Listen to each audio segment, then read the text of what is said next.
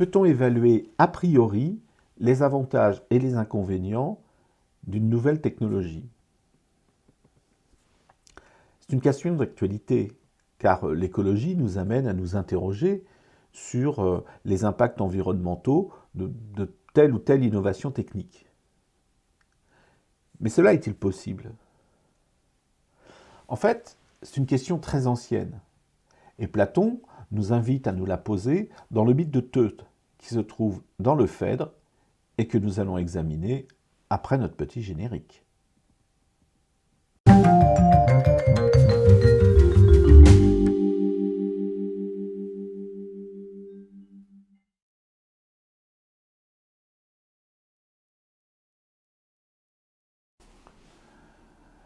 Bonjour les Microsoft, j'espère que vous allez bien.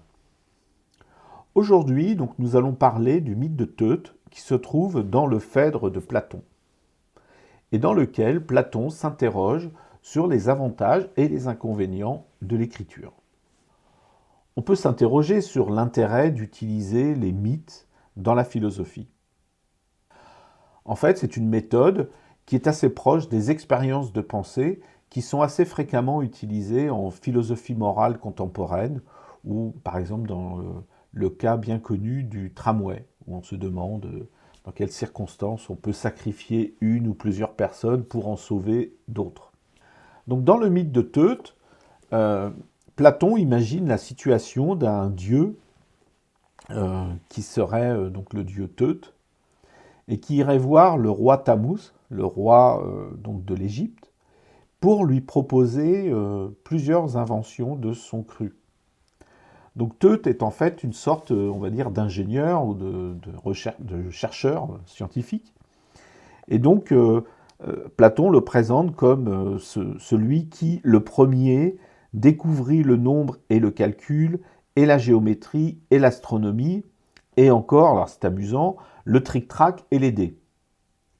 Et enfin, et surtout, l'écriture. Donc Teute va voir Tammuz et lui fait une démonstration de ses arts, hein, pas l'empereur romain, et lui dit qu'il fallait les communiquer aux autres Égyptiens. Mais Tammuz lui demanda quelle pouvait être l'utilité de chacun de ces arts.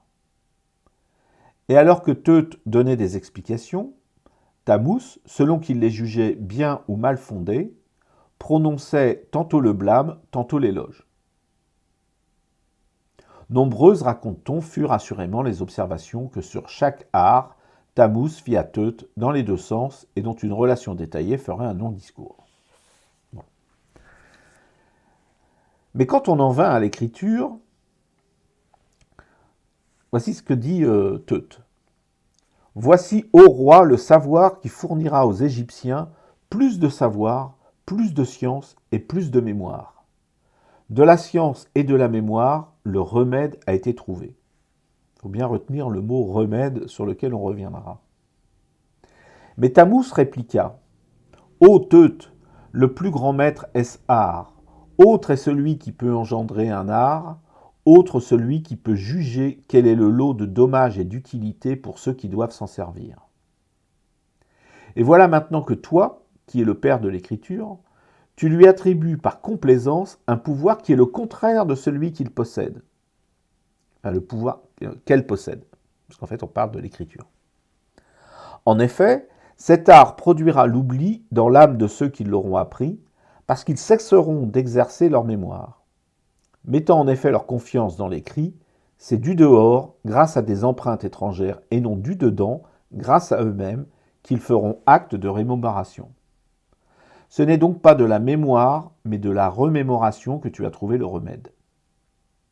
Quant à la science, c'en est la semblance que tu procures à tes disciples, non la réalité. Lors donc que grâce à toi, ils auront entendu parler de beaucoup de choses, sans en avoir reçu d'enseignement, ils sembleront avoir beaucoup de science, alors que dans la plupart des cas, ils n'auront aucune science. De plus, ils seront insupportables dans leur commerce, parce qu'ils seront devenus des semblants de savants au lieu d'être des savants. Donc on voit que Platon développe, par l'intermédiaire donc de Tammuz, plusieurs comment se dire, essentiellement deux critiques sur l'écriture. Je vais commencer par la deuxième, dans la deuxième partie du texte, où il dit, en fait, tu penses que c'est grâce à l'écriture, on va pouvoir diffuser de la science, ou que c'est un remède pour la science, mais en fait c'est l'inverse, hein, puisque donc les personnes qui liront un texte n'auront qu'une semblance, ils sembleront avoir beaucoup de science, hein, donc ce ne sera pas vraiment la science elle-même, mais quelque chose qui ressemblera à la science. Alors ça c'est intéressant et c'est même amusant, puisqu'en fait ce que dénonce là Platon, c'est exactement ce qu'on appelle les experts Facebook. Pendant la pandémie, mais dans d'autres situations aussi, hein, il y a des gens qui, après avoir lu un texte, ou deux textes, disons des articles en général dans des journaux plus ou moins militants, bah, ils vont affirmer des choses avec beaucoup d'autorité, comme s'ils étaient de vrais experts dans ce domaine-là, quoi. Hein, donc c'est ce qu'on appelle les experts Facebook ou les experts des réseaux sociaux, c'est-à-dire donc des gens qui ont un semblant de science, mais en fait n'ont pas la science elle-même.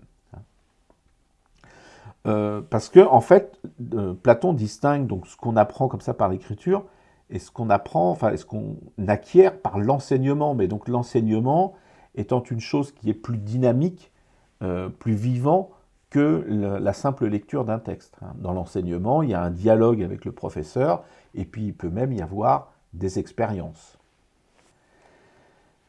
Mais l'analyse qui est dans la première partie du texte, celle sur le remède, sur le pharmacone, et celle qui est restée, qui est passée à la postérité, en particulier à travers une analyse qu'a fait Derrida, et qu'on trouve d'ailleurs dans cette édition du Phèdre, et qui s'appelle La pharmacie de Platon. Et donc cette analyse montre que les Grecs avaient compris qu'un remède pouvait être aussi un poison. Hein, c'est-à-dire qu'il y a une ambivalence remède-poison. On pense que quelque chose est un remède, on pense que quelque chose a des avantages, et il en a, mais il a aussi des inconvénients. Puisqu'en fait, Platon a bien conscience que il ne s'agit pas d'interdire l'écriture, puisque lui-même utilise l'écriture pour écrire le Phèdre. Mais il nous amène, il nous incite à nous interroger sur les qualités qu'on attribue à l'écriture pour bien voir aussi qu'elle a des inconvénients. Vous voyez ? C'est-à-dire que, en effet, l'écriture nous permet de diffuser des textes et des connaissances, mais ça n'est pas la science véritable. La science véritable s'acquiert par l'enseignement, par la pratique, par l'échange avec le professeur. Vous voyez, donc, il y a cette ambivalence là aussi, par exemple sur l'oubli, sur la mémoire, hein, puisque ce qui intéresse te dit c'est un remède à la mémoire, alors que Thammuz, Platon, on va dire à travers Thammuz, lui répond que non, en fait, puisque justement, quand une chose sera écrite, eh bien, on n'aura plus besoin de la mémoriser. Donc on voit là que donc il y a une double critique, hein, la critique sur le côté pharmacone, l'ambivalence du mot, l'ambivalence de l'innovation. Hein. L'innovation a des avantages, mais elle a aussi des inconvénients. Et puis donc la critique sur que la science qui est transmise par l'écriture n'est pas la vraie science. Donc on voit bien que la première critique est généralisable, la deuxième est assez spécifique à l'écriture. Je voudrais attirer votre attention sur une autre critique qu'on peut faire à l'écriture, mais donc à une innovation technologique, et qui est bien illustrée dans le texte, même si Platon n'attire pas notre attention sur cet aspect-là. C'est que quand ils cherchent à quoi va servir l'écriture, ils disent en fait, ça va nous apporter plus de science et plus de mémoire.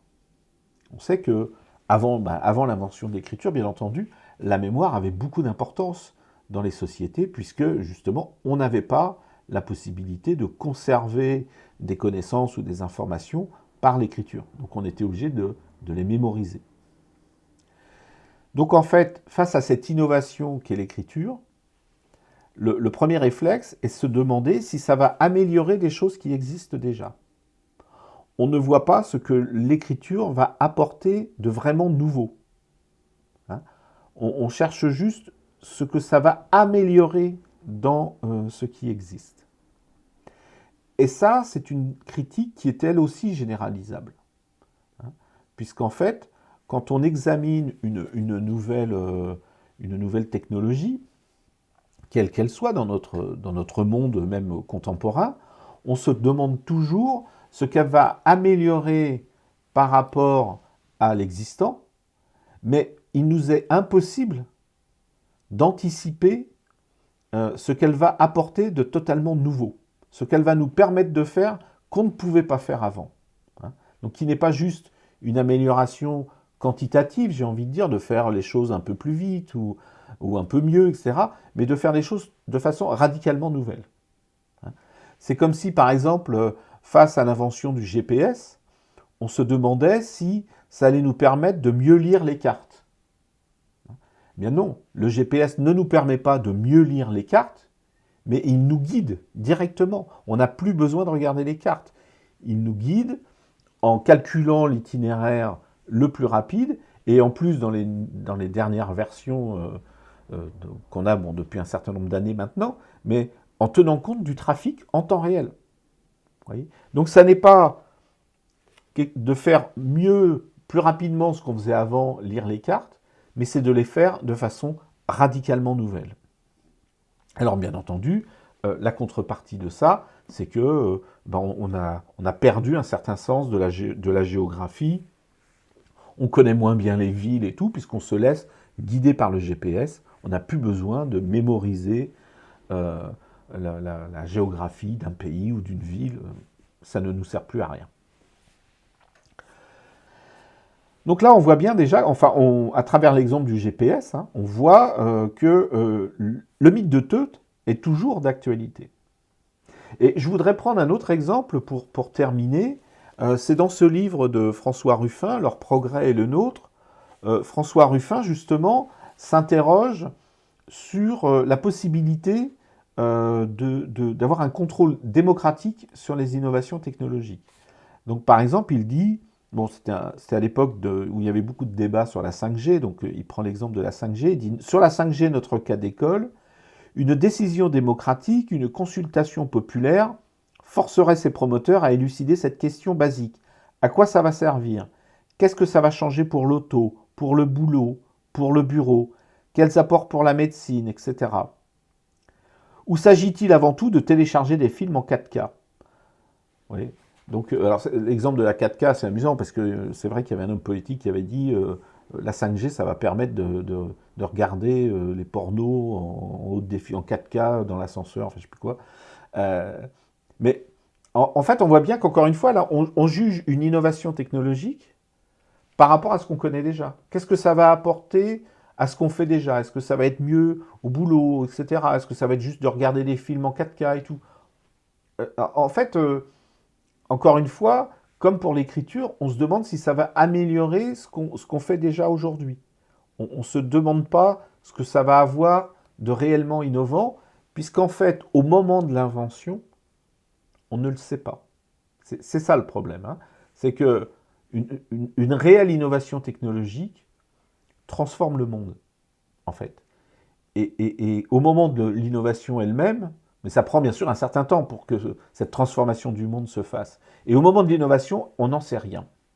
C'est, pour reprendre un autre exemple, quand Gutenberg invente l'imprimerie, lui, en effet, il pense que ça va permettre de diffuser la Bible, ce qui est vrai, ça a permis de diffuser la Bible, mais comme il y a eu plus de monde qui a pu lire la Bible, ça a créé ce schisme, on ne va pas rentrer dans le détail, mais au sein de l'Église catholique, hein, ce n'est pas la seule explication, mais ça en est une des explications, enfin une des raisons qui a entraîné la création du protestantisme, qui a entraîné les guerres de religion, etc. etc. Donc, voyez, c'était absolument imprévisible pour Gutenberg, tout ça. Hein. Et puis, encore longtemps après, ça a permis la diffusion d'un ouvrage aussi fondamental que l'encyclopédie, les idées des Lumières, etc. Donc, vous voyez, si on avait demandé à Gutenberg, il aurait juste dit c'est pour la Bible. Il y a peut-être des gens qui auraient dit oui, mais c'est pas bien de diffuser la Bible. Voilà. Sauf que on n'aurait pas vu que derrière, ça permettait de diffuser des idées philosophiques, de diffuser un savoir technique et scientifique comme l'encyclopédie, etc., etc. Vous voyez, donc au moment d'une invention, on ne sait pas ce qu'elle va le devenir. Et pourtant, on a la tentation de le faire, comme on peut voir dans cet ouvrage de François Ruffin. Alors, j'ai pris cet ouvrage en exemple, hein, j'ai rien contre François Ruffin en particulier, mais c'est une idée qui circule, hein, de dire, voilà, il faudrait créer, dans le livre, après il propose de créer une assemblée démocratique qui ferait ce travail d'évaluation des innovations technologiques. Donc c'est une tentation qui existe, hein, de se mettre à la place du roi Tammuz pour faire ça, mais il faut bien se rendre compte que c'est vraiment une tâche extrêmement difficile, et ça, le mythe de Teut nous permet d'y réfléchir. Alors, en plus, il nous permet d'y réfléchir de façon décontextualisée, dépolitisée, parce que bien entendu, si on parle de la 5G ou de, je sais pas moi, d'innovations, les nanoparticules, par exemple les nanotechnologies, il y a tout de suite des enjeux politiques assez marqués, hein, assez clivants, et donc c'est difficile d'en débattre sereinement. Alors que si on fait le mythe de Teut, c'est beaucoup plus facile d'y réfléchir de façon sereine et ensuite d'appliquer le fruit de nos réflexions à des cas plus contemporains. Et pour moi, c'est là qu'est la démarche philosophique. Hein, c'est-à-dire d'essayer de réfléchir à des sujets de façon décontextualisée et ensuite de les contextualiser. Voilà. Donc je vous remercie pour votre attention. Donc cette vidéo est terminée. Si elle vous a plu ou si elle vous a appris quelque chose, eh bien, merci de mettre un petit pouce vers le haut, de vous abonner à la chaîne et puis de la partager avec vos amis. Voilà. Donc je vous remercie encore pour votre attention et je vous dis à bientôt pour d'autres vidéos.